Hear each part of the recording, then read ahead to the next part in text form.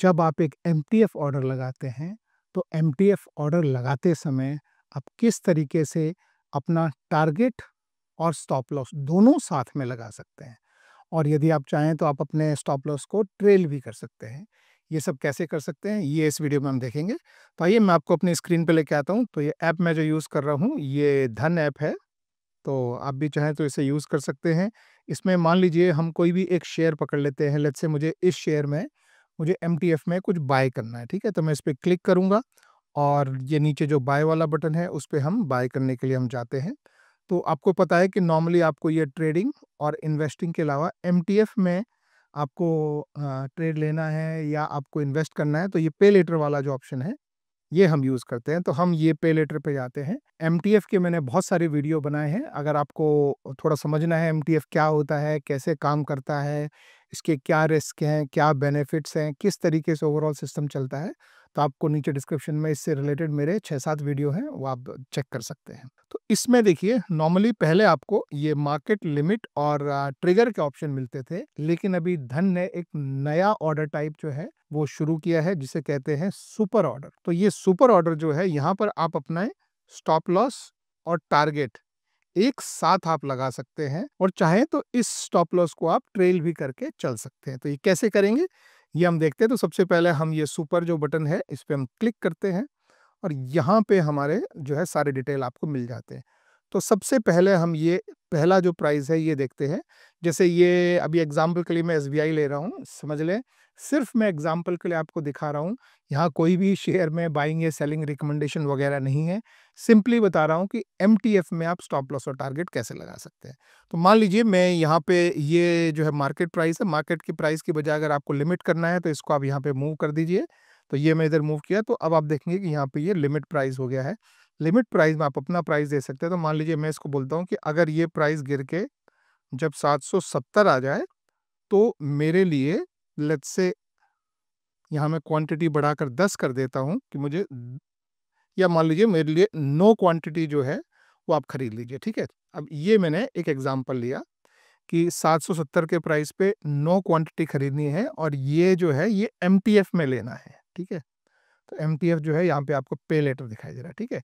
अब इसमें मैं बोलता हूँ कि मैं 770 पे ले रहा हूँ, मैं इसमें अपना टारगेट प्राइस ऐड करता हूँ। टारगेट मतलब कि 770 पे खरीद के बाद कितना ऊपर जाने पर ये निकल जाए, वो होता है हमारा टारगेट प्राइस। तो उसको मान लीजिए मैं यहाँ से 30 रुपए ऊपर कर देता हूँ और मैं इसको बोलता हूँ कि जब ये प्राइस 800 आ जाए, यानी यहाँ से 30 रुपए ऊपर चला जाए, तो प्रॉफिट बुक कर लो, ठीक है? दूसरा है, मैं इसमें अपना स्टॉप लॉस भी यहाँ पर ऐड करता हूँ। मैं बोलता हूँ कि 770 से अगर ये 20 पॉइंट नीचे आ जाए, यानी 750 पर आ जाए, तो वो मैं यहाँ पर डाल दूंगा।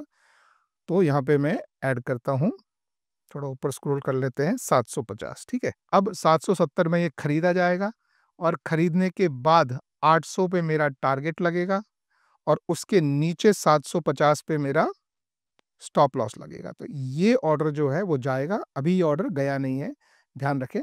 तो इसमें जो है आपने अपना टारगेट लगा दिया, आपने अपना स्टॉप लॉस लगा दिया। एक और इम्पोर्टेंट चीज़ है जो आप चाहें तो कर सकते हैं, वो है ऐड ट्रेल जंप, जिसे हम ट्रेलिंग स्टॉप लॉस बोलते हैं। यानी आप अपने स्टॉप लॉस को साथ में ट्रेल कर सकते हैं एमटीएफ में भी। तो वो अगर लगाना चाहें तो आप इसे यहाँ से ऑन करेंगे और आप इसे 1 रुपए का रखना चाहते हैं या 2 का रखना चाहते हैं, 5 का, 10 का, जितना भी आप रखना चाहते हैं, 1 का, या आप ये प्लस प्लस प्लस दबा के पैसे में भी बढ़ा सकते हैं, पैसे में भी आप इसे कम कर सकते हैं, जितने का भी रखना चाहें। तो मान लीजिए आप इसे 1 रुपए का रखना चाहते हैं। अब इसका अर्थ समझिए, इसका मतलब क्या होता है? जब एमटीएफ में आपका ये ट्रेड खरीद लिया जाएगा 770 पे, ठीक है? तब आपका नीचे स्टॉप लॉस उस समय लगा होगा 750 पे, ठीक है?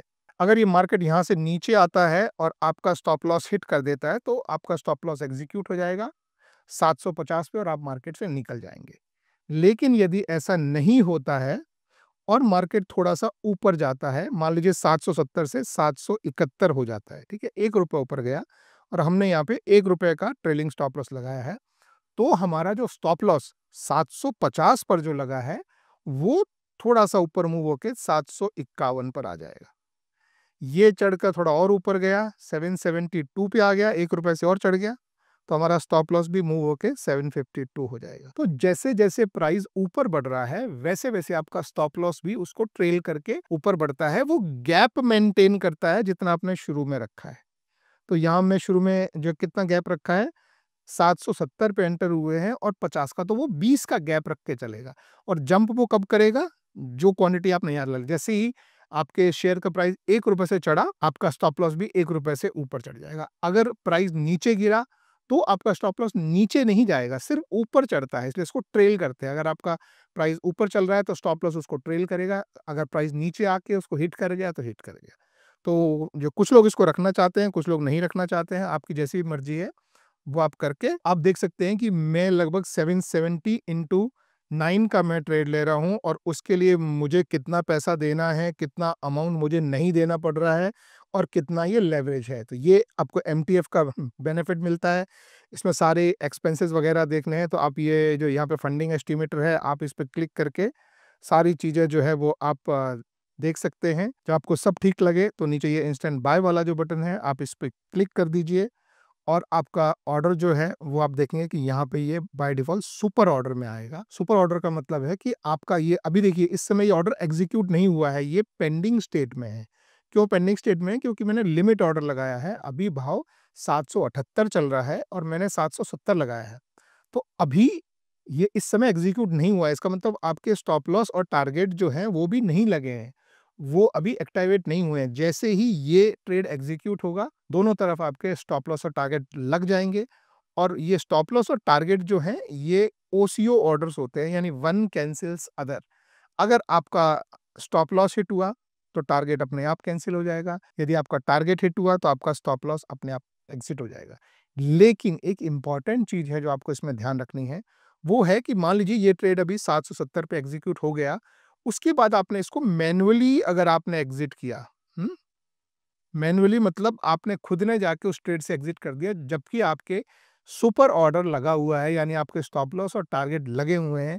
तो ध्यान रखना कि आपको वो स्टॉप लॉस और टारगेट भी खुद को मैनुअली एग्ज़िट करने पड़ेंगे, नहीं तो वो ऑटोमैटिक एग्ज़िट नहीं होंगे। ऑटोमैटिक वो तब एग्ज़िट होते हैं, जब आपका सुपर ऑर्डर में या तो स्टॉप लॉस लगेगा या टारगेट लगेगा। आई होप थिंग्स क्लियर हैं। अगर नहीं कुछ इसमें कॉन्सेप्ट समझ में आया हो, तो आप नीचे कमेंट्स में मुझसे पूछिएगा। I will be more than happy to answer. तो ये है दोस्तों तरीका आपके लिए कि आप एमटीएफ में जब आप कोई शेयर बाय कर रहे हैं तो उस पर भी अपना स्टॉप लॉस और टारगेट लगा सकते हैं। इसमें स्टॉप लॉस इंपॉर्टेंट इसलिए भी हो जाता है कि आपको पता है कि आपके अकाउंट में कितना एक्स्ट्रा पैसा डाला हुआ है और शेयर का प्राइस यदि नीचे गिरता है तो आपके अकाउंट में उतना अमाउंट की फंडिंग होनी चाहिए। अगर फंडिंग कम है तो आपको एक्स्ट्रा चार्जेस लग सकते हैं, तो वो ना लगे इसलिए एमटीएफ में स्टॉप लॉस लगाना जरूरी होता है। तो ये तरीका है, स्टॉप लॉस और टारगेट दोनों ट्रेड लेते समय ही आप लगा सकते हैं। आई होप वीडियो आपको हेल्पफुल रहा हो, समझ में आया हो। नहीं समझा हो तो मुझसे पूछेगा। बाकी thank you very much. Have a good day. Bye bye.